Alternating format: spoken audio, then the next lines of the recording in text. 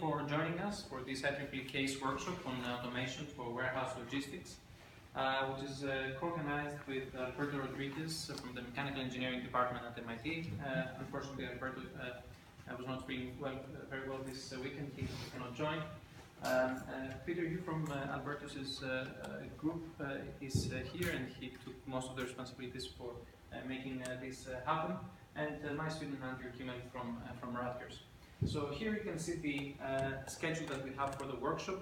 We have multiple presenters, some from academia, some from the industry, and this is one of the objectives of this workshop, to bring people together from these two groups and exchange ideas about where we are in terms of technology for warehouse automation, and what are some of the opportunities as well as some of the challenges. And one benchmark, I think, that arises in this direction is the Amazon Picking Challenge. The last few years we had two instances of this competition, so we'll try to see some of the results that have come out from the first and the second competition. So this is, if you're a presenter, you can note at the time you're presenting here, and we're going to coming back to this schedule again. So let me go ahead and start. And I'll try to do two things with my presentation. The focus will be primarily on summarizing some of the lessons that some of us that participated in the first Amazon Picking Challenge summarized in a paper that came out in the IEEE Transactions on Automation a few months ago. And then I'll just briefly mention what we have tried as part of the Rutgers team.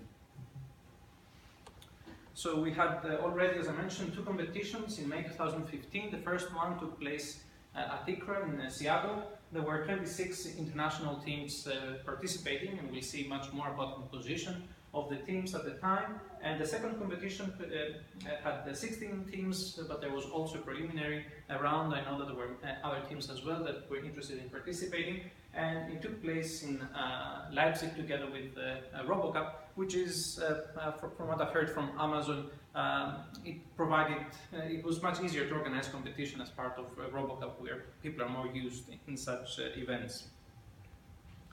So probably my expectation is that we will be seeing it into the future, potentially continue to collocate with RoboCup. So in order to summarize how the first competition worked, as I said, I'm going to use a paper that many of us that participated in the first competition co-authored, and the initiative was primarily taken by Nicolaus Corel from the University of Colorado and Joseph Romano from Amazon. So beyond myself, Dimitri Berenson from the University of Michigan now, Oliver Brock, who coordinated the team from the Technical University of Berlin that won the first competition, Albert Koser, Chris Hauser from Duke, Kei Okada, and Alberto Rodriguez, the MIT team, which came second during that competition. So this is available already on arXiv if you want to access it and find more details about what I'm going to go over today. So just so that we're on the same page, let me remind you a little bit how the competition worked. So we have this Amazon Kiva pod, 4 shelves. So the objective here was to create a setup where the objects would be reachable by some of the standard manipulators that are out there. And the objective was in 20 minutes to pick 12 target items. And the complexity really of the challenge comes from the diversity of those products. Some of them were easy, like cuboids, like the whiteboard eraser, but then there were some larger items, like the Cheez-Its box, where the team had to be careful in order to, when it's removing it, potentially it has to rotate it in order to take it out. Some smaller items that made it more challenging for traditional grippers to be able to grasp, like a standalone spark plug. Some items that were deformable, and they could be appearing in many different configurations, so it was difficult both for grasping them as well as for recognizing them, like these 3 spherical unpackaged dog toys. Some objects contained reflective covers, which made it also much more difficult, especially with depth sensors, to realize where they are. Easy to damage items, Oreos, which actually in the first competition were in many of the example setups and were picked relatively frequently. Items that change shape after their grasp, like books, and many teams that used vacuum grippers. They went on top, and then potentially the book was opening, so the objective was exactly to see what is happening in this case. And there is this lip in the shelves that can create this problem where if you're not careful in raising enough the object, then the object may get stuck. Items that change shape after their grasp, that we said, soft-cover books, and then difficult to attach vacuum objects like this pencil cap, which is made out of a black metal mesh, which is not possible to find a flat surface and attach vacuum. And different objects, depending on their complexity, were providing a different number of points if they were grasped, and there were more points if you were picking from a crowded bin. And during the first competition, crowded bin was a bin that had something like three items, which changed during the second competition, and there were points lost for dropping those items, damaging them, or picking the wrong item. So we're going to hear much more about the second competition from presenters today, so I'm not going to get too much into it. I just want to highlight some of the differences. So the second competition went from 25 to 40 items. Some of those that were difficult remained, but new ones were added. A very difficult one, but we still saw it being picked up by vacuum by the first team, was the scissors, very small scissors. And very big object like the Viva kitchen paper towels, a lot of deformable objects like clothes, t-shirts, and gloves. So new challenges were introduced with these objects. There was less time. There were only 15 minutes this time instead of 20. There was a new task as well. Beyond picking, the competition was extended to stowing, and this is an example configuration that would be provided to a team, and then the team was required to pick those items and then place them inside the bins, and then it had to return where each object was located inside those shelves. And in terms of the picking challenge, there was much more clutter. You could now see bins that contained up to 10 objects, and partial occlusions were allowed. No complete occlusions. Still, if you had the camera in front of the bin, you could see part of the object, but the previous competition did not have any such situation. So everything became a little bit harder with the second competition. So the paper, what it did, it tried to survey the multiple teams. There were 31 responses from the various teams that participated. Some members of those teams provided the different responses. And there were 28 questions that we're going to break into 5 categories. The first one, what was the composition and the background of those teams? And then we see the approaches that were used in terms of mechanism, the perception, the planning and control, and then some summary questions, like what were the hardest challenges. And again, as a reminder, this corresponds to the first Amazon Picking Challenge, and I think there's going to be such a survey for the second one as well next year. So it was primarily an academic competition. There were only a few teams that corresponded to a collaboration between an academic and an industrial partner, but the vast majority of teams were academic. But relative to other academic competitions, at least the first year, and I think this slightly changed the second year, we had much more participation from industrial, either completely industrial participants or more collaborations between industrial participants and academic teams in the second competition. But what is interesting is that this was primarily, the teams were made up out of graduate students. And that's not typically the case if you look similar statistics for other robotic competitions, like those that take place at ICRA. Many of those are very heavy on undergraduates, so I think this means that the teams were really trying to do, they really invested in this effort, and it really compares mostly to DARPA-like competitions in terms of the composition of those teams. Most of the background of the teams came from the robotics community, so when the question was asked what was the missing skill in the team, the majority of those teams said that it was actually computer vision. And I think in general you see that in the second challenge there has been progress on the computer vision side. Other areas that people said that they may not have expertise, whether it was either mechanical design, motion planning, or grasping. And on average, you see that each team, and that was relatively uniform across the majority of the teams, composed out of 6 to 7 members. All right, so the type of robotic platform. So some of the questions there was, did the team decide to use a single arm or multiple arms?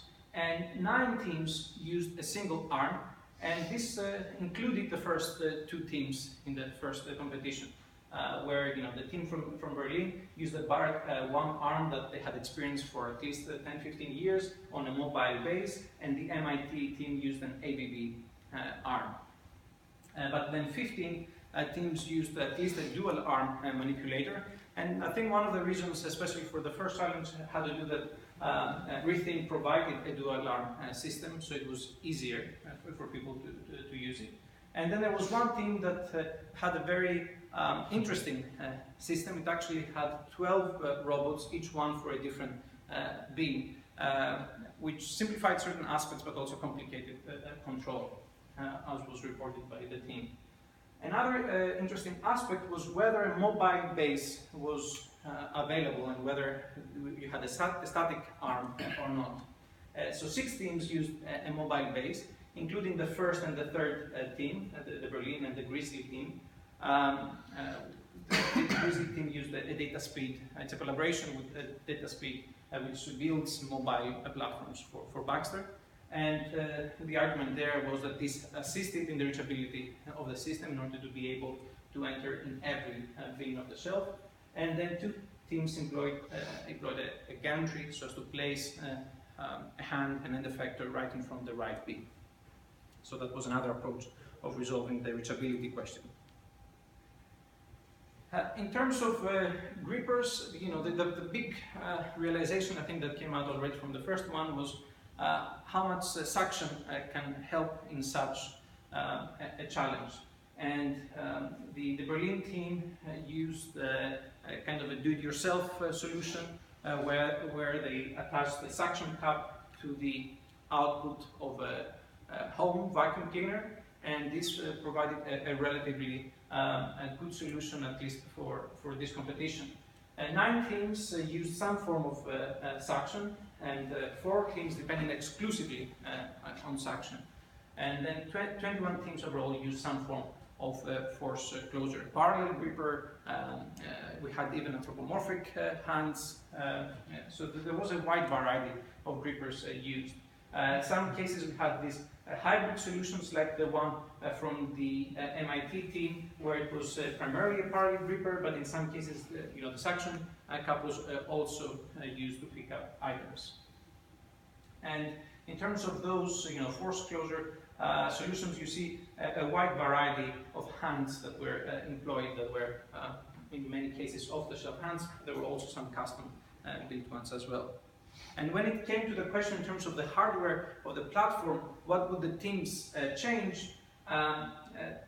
Basically, many teams were not happy with the gripper choice that they had made at the time, and they said they would change their gripper design. The typical complaint was that most of the grippers, most of those hands were quite big, quite large, relatively to the beam, and they needed an end effector that was smaller in size.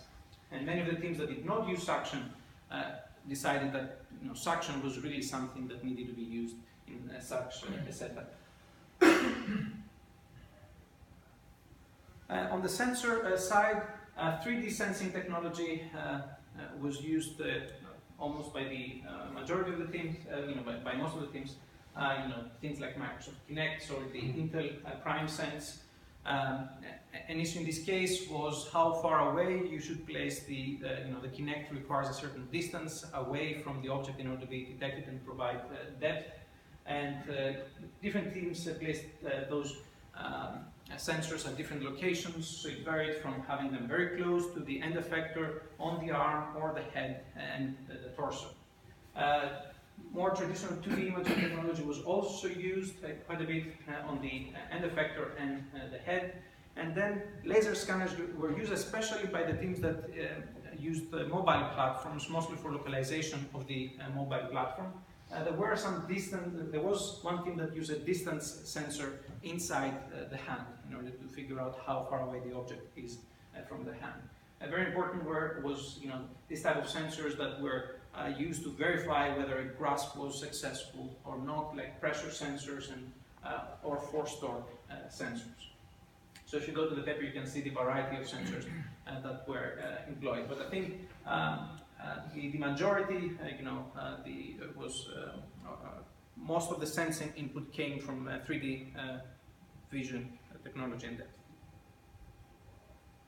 So when it came to the object recognition approach, there was a little bit more variety there. 67% of the teams said that they did make use of color or histogram information, so raw intensity values in terms of the image.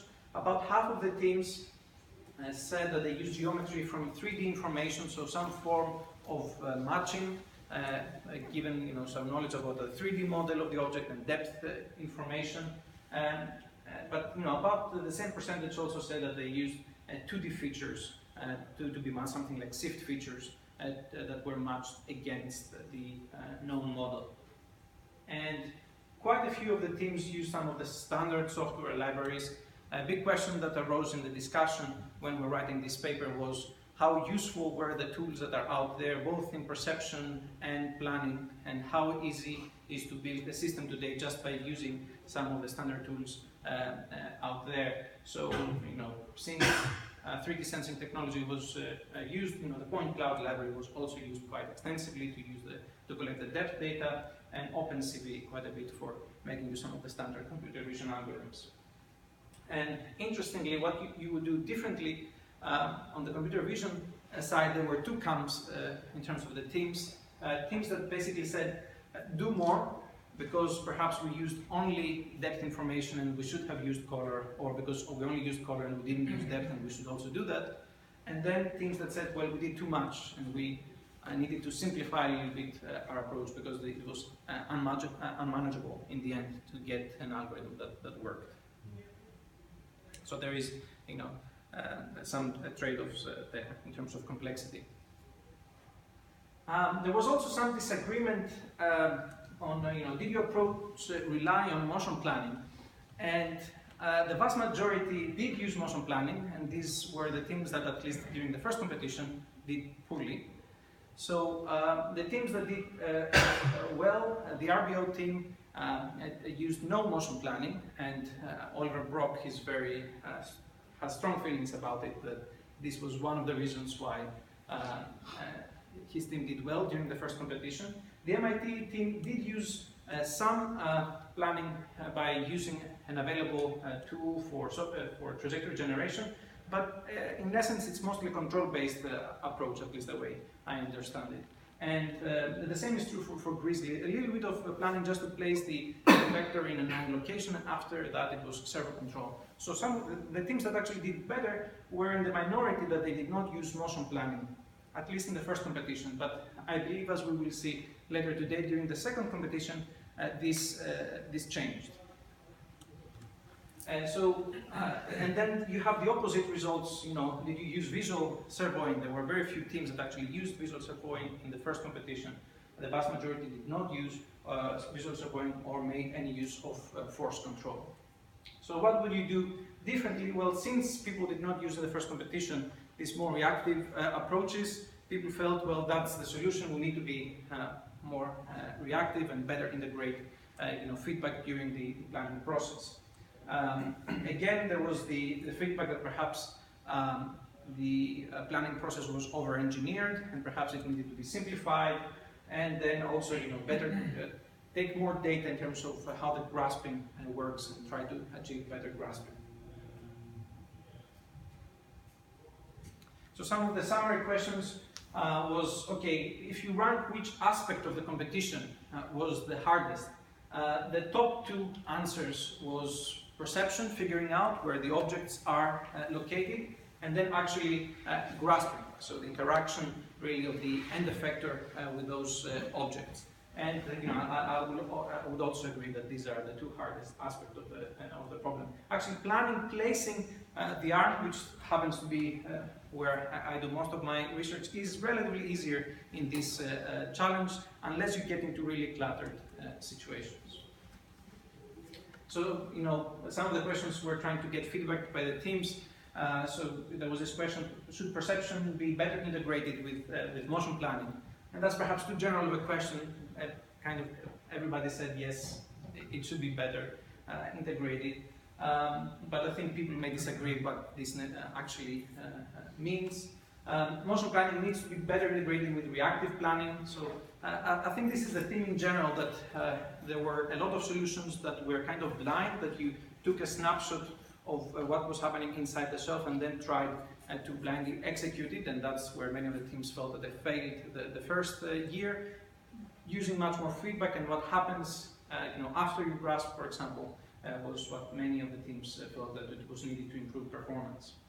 An interesting question, whether the teams felt that human-like hands, very capable and complex hands, are needed for such challenges. I'm sorry, I have these statistics opposite here. Actually, most of the answers were that they disagree. The teams felt that these are too complex hands for this reason, and I think the fact that suction works so well emphasizes that simplified grippers can really help in such tasks. So some of the challenges raised from the experiences of the teams. The lighting conditions, they were different at the site, and the lighting conditions that teams were practicing, and then this affected quite a bit the performance of perception algorithms. Many teams had issues with modeling the leap of the shelf in the planning process. Many of the teams mentioned that it was just an issue of time and not enough testing, and failure cases were showing up during the competition that had not been seen before. This comes with the fact that this was primarily an academic competition, and so academic teams, their resources are kind of limited. And last-minute software changes that brought bugs at the last moment. It's very interesting to notice the other aspect that was mentioned by the teams, which was that there were some practical issues with the items. They appeared in many different configurations. And the solution by Amazon was that the teams were allowed to select which configuration it would be placed in the shelf. And this simplified the challenge because everybody would perceive the object that they had trained on, but an autonomous solution actually needs to deal with this challenge. So things that can happen is that you may get an object and it may have a plastic cover or it may not have, or it could be different. The objects inside the plastic bag can now be placed in a different order, and the color can be different to the sensor, and you can have different labels on packaging for the same object. So how do you deal with this? Variety was simplified for the challenge, but the real system, an industrial solution, needs to deal with this. So the paper closed with some suggestions and thoughts. A very interesting one is that the APC is also a great educational opportunity. Perhaps we can create as a community a bare bones version of the APC using perhaps some widely available hardware platforms. Personally, at Baxter, I do not find, relative to some of the other systems that are out there, the most accurate system and the most helpful one, but perhaps for educational purposes is a good solution to try things out. Using some open designs for custom-end effectors so that graduate or undergraduate students can quickly try different solutions and get exposure both to the software aspects but also to the hardware aspects of this competition. And perhaps a common software, a coherent software platform that can be used as an initial point for students to start working on this. So then we could have a class that would allow a very interesting project that is centered around these manipulation challenges, and students that would also be much more prepared perhaps for the industry afterwards to solve such problems. And they would have to see the whole package, right? The integration, the software side, the sensing side, the hardware side. A question was, well, we're so far behind. The best solution here took, it picked about 10 items in 20 minutes. And I think, if I remember the statistics correctly, a person takes about 90 seconds to pick 12 items. So how can we get those speed improvements so as to get much closer to human performance? So some of the suggestions was perhaps eventually gantry solutions and static arms may have eventually speed advantages versus mobile systems. which was against what the competition showed, because the first and the third team did use a mobile platform. And then there was the other question whether you actually, if you utilize multiple arms, can you get perhaps an advantage in terms of speed?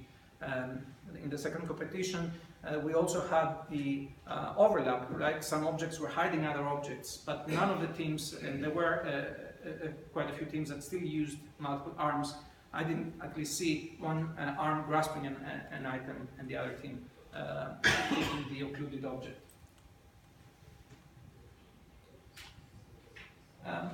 A lot of focus, a lot of the discussion was about the grasping modality, especially with how good the suction worked in this setup. It was emphasized that thinner, smaller, and lightweight end effectors are critical and very helpful in these tight workspaces. And that was one of the problems with some of the standard hands that were out there, that they did not satisfy this requirement. Suction is very effective. It was possible to use it to pick up the vast majority of the objects. So some very small complementarity was needed for some couple of the objects that were not possible to apply suction on. Some of the advantages is that it requires, a single area of contact, so you don't really have to think about many contacts. If you have a good grasp, a good suction attached to the right point, you're not going to lose the object easily. And it simplifies then the software and the algorithmic challenges, so the rest of the system now becomes easier to deal with. A drawback that was mentioned is that once you grasp something with suction, then it is not easy to manipulate it. So here we just had to go over the bin and release it, right? But if you actually had to package this object and do more things with it, that's perhaps where the limits of suction will really come into play. And it was emphasized that it is important to complement the end effector with sensors and feedback in order to confirm the success of the grasping. And one of the problems with many of the hands that are available out there is that they do not have good sensor integration. And the teams had to do a lot of it by themselves.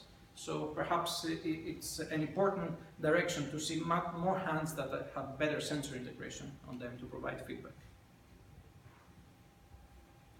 On the question of whether open source software packages really help the teams or not, this was a mixed bag. It really allowed quickly to get some initial solutions, but then every team that tried really to go into the integration of the vision component with the planning component, they really needed to dig into those packages, and then it required a lot of learning. It required a steep learning curve. People were complaining, for example, for one of the most popular solutions on the planning side, Move-It, that it did require quite a bit of a learning curve in order to do exactly the things that they wanted, especially introducing during the solution of the problem some sensor feedback and changing how the world looks like, giving new sensory information. But teams that did not use open source software packages also complained that, well, it was much harder for them to standardize their solution because they were not following something that was already out there. But I think this suggests, and that was one of the conclusions, that the manipulation planning tools, both on the perception and the planning side, need to do a better job of integrating planning with some sensory feedback online and deal with the issues of inaccurate sensing or execution. So this is a summary of that paper in the first competition, and I think the presentations today will give a nice overview of how things perhaps changed with the second competition and what are the new insights. I'll give you an overview of our efforts in the two cases, collaborating with a visiting faculty from Brazil the first year with Alberto Ferreira de Souza, and my colleague at Rutgers, Abdeslam Ularias, during the second competition. So we decided early on that we would be using a dual arm solution, and the idea was that we try to have both suction and some form of force closure. And we collaborated with Unigripper, and we have a representative of Unigripper that is a company that specializes on suction technology. So we got their support in building a custom tool that provided suction at the end effector, and we also added a wrist-like degree of freedom in order to be able to attach the suction at the different orientations. And then we got a free robotic hand to attach on the other side, and we faced the problem that many other teams faced, that it was too large, was very robust, very capable, but good luck actually getting inside the bin with it. So we said, okay, we're going to have those two solutions in the beginning. So we tried initially with our Baxter system. One problem with the Baxter that we faced was that we could not place both arms on all of the shelves. So if we had decided, for example, to go with a suction, and the object was on the right column, and the suction tool was on the left arm, then we would not be able to go inside. So we had some reachability issues, which some of the teams solved by a mobile base. And we had quite a bit of inaccurate execution with Baxter. But that's where we were very lucky to get the support of Yaskawa and Ottoman, and we got this industrial dual-arm industrial manipulator, and Ottoman SDA-10F, so each arm can carry 10 kilos. And the great thing about this robot is, first of all, it's very accurate. It's an industrial-based solution, and it also provides a torsional degree of freedom that is very useful. And now this allows both arms to be placed on all the bins. So this allowed us to go both with the force closure tool and the suction cup in all of the bins. And actually we're presenting here at CASE a paper on Wednesday. We're doing a comparison between the Unigripper tool that we built and the robotic hand. So we said, what if you know really the position of those objects? How does this suction-based solution work versus a three-fingered hand? And we have seen that the Unigripper tool is best, and it's actually the one that wins overall. That's best suited for objects with smaller profiles and flat surfaces, such as books and boxes. And the robotic hand was suited for more non-uniform objects and that can be caged. Kind of reasonable, but we got some statistics out of this process. And in terms of the sensing solution, we used Kinect sensors mounted on the arms, and we actually placed them quite a bit close to the end effector. And in order to make it work, we actually changed the driver of the Kinect so that it worked from a distance of about 35 centimeters, while by default works about 55 centimeters. And this change actually was reverted before the second competition, and this made us not get data during the second competition, which we did not realize. So our perception approach, the first year, we tried, because we are mostly on the motion planning side, so we were trying to use tools available out there. So one tool that was kind of robust on the OpenCV platform was this line mode algorithm, I think from the Technical University of Munich, and it focuses on depth information. So it has a 3D model of the object and then uses depth data and registers the depth data for the depth information. So we were not using a lot of texture or color. So the tool does a very good job on a tabletop, and it was facing quite a few problems when the objects were inside the bin. And this shows how different is the problem of actually having the tight and dark environment, that it's a shelf relative to some of the standard pose estimation benchmarks that are on tabletops.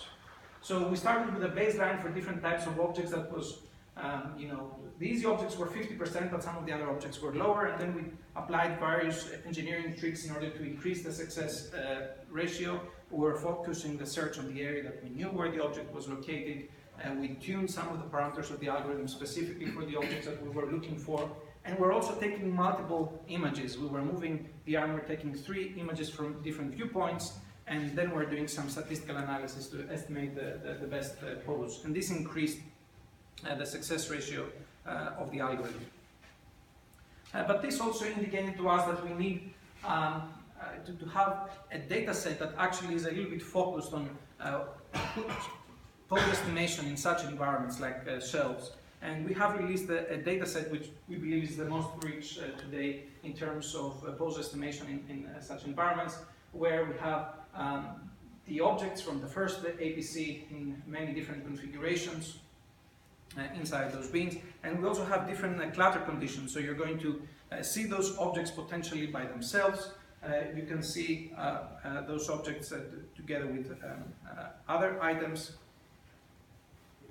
Here we're showing some examples of clutter. Well, I didn't see, but the paper eventually that we had about this data set showed that really one of the failure modes, at least for the algorithm that we had, was exactly when we had multiple objects together, and the clutter was the reason that we were failing frequently. This is an error in terms of translational distance between the true pose of the object and the estimated one, and rotational distance. And when we had no clutter, we were much closer to the zero values, and when we had clutter, it was increasing. So the data set allows to be able to do this kind of studies. On the planning approach, very straightforward. We use, offline we generated a data set of potential grasps for the different objects that was pose aware. So depending on the pose that you would see the object, you would store the grasps that you could approach, and we used GraspIt for the three-fingered hand, and we wrote our own software for the suction cap. And then online we used inverse kinematics and collision detector to verify that the candidate grasp was collision-free, and then we planned to try to go there. There were some bottlenecks in the IK solution process. We were losing, I think, about 20% of the grasp just because we're not doing a good job with the IK. We improved this during the second competition. But overall, the idea was that outside the bin we had the roadmap pre-computed for the two arms, so we were able to get very close to the vicinity of the entrance of each bin, and then we would extend something like an RRT towards a position before the grasp. Then we would steer the end effector using the Jacobian so as to grasp the object attached to the grasp, and then we would reason about the retraction as well so that it would be collision free. And the realization was that the difficult part here is really not the reaching part in this situation, but retraction is the difficult part, and as you increase the clutter, it becomes harder and harder, and you may spend much more time on figuring out whether this part is collision-free or not, and figure out that there is such a collision-free solution. And that's again the difference between the typical benchmarks for manipulation that are typically on tabletops and benchmarks inside shells where there is clutter. The retraction needs to be, we need to be paying more attention in terms of specifying a grasp that will allow us to retract the object in the presence of clutter. So that's an example of how the system operated during the first year. I hope the video will play. I'm having some issues with the videos here, but in terms of time, perhaps I can show during the coffee breaks some of those videos, but in terms of what changes we made the second year, we also placed a Kinect sensor on the head, which we used for localizing the shelf, and we did a good job with that. We had a good accuracy. And then we moved towards the direction of having more of a hybrid kind of end effector that would combine suction and again the unigripper technology. So we have this vacuum gripper attached at the end of a long thin finger, but we would have still the parallel capability. So this is close to the idea of the MIT hybrid solution, and you can both open and close those two fingers in order to place an item and use suction. But we also we tried to build two of those. We didn't get enough time to build two of those, so we built only one. So we kept the suction solution that used the least degree of freedom from the first year. And because we had these difficulties, in terms of the line mode approach from the first time that was based on depth information, we kind of tried to see if we could complement it with an approach that was using primarily color and texture. So we went with another tool that is called SynTrack. It comes from KTH, and it was primarily using SIFT feature for pose estimation. So we thought, perhaps we can combine an approach that is primarily using depth and an approach that primarily is using color, and perhaps they would complement one another. It turned out that it kind of failed in the same situations in the end. That the same type of objects were challenging inside the beam. So eventually, we replaced these approaches with an approach that I think we're going to hear much more about today by many of the other teams. I'm sorry my videos are not playing. I'll show them during the coffee break. The idea was to have first a neural network trained to detect bounding boxes of objects using RGB data. And we used a simulation environment where we had the 3D models of those objects. And we actually let them drop using a physics-based simulation in reasonable configurations in terms of the physics. And then we train, those bounding boxes, and we can detect them using on the real image.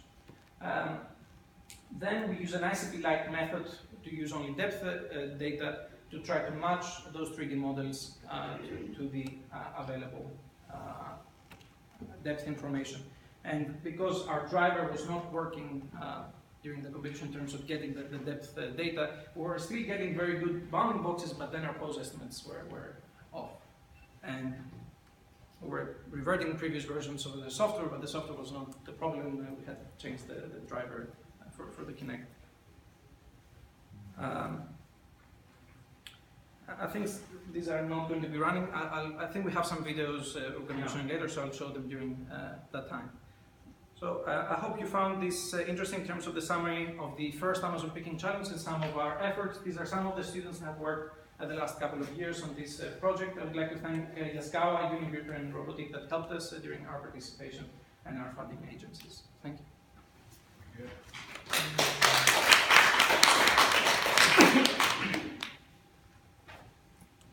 I don't know if we have any questions.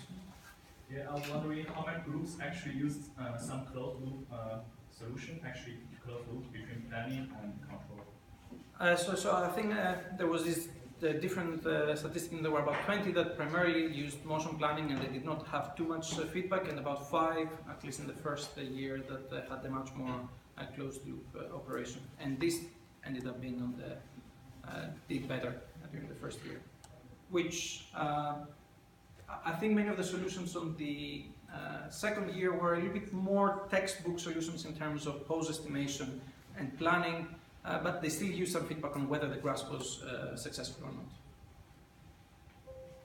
But we'll hear more about the second year during the presentation.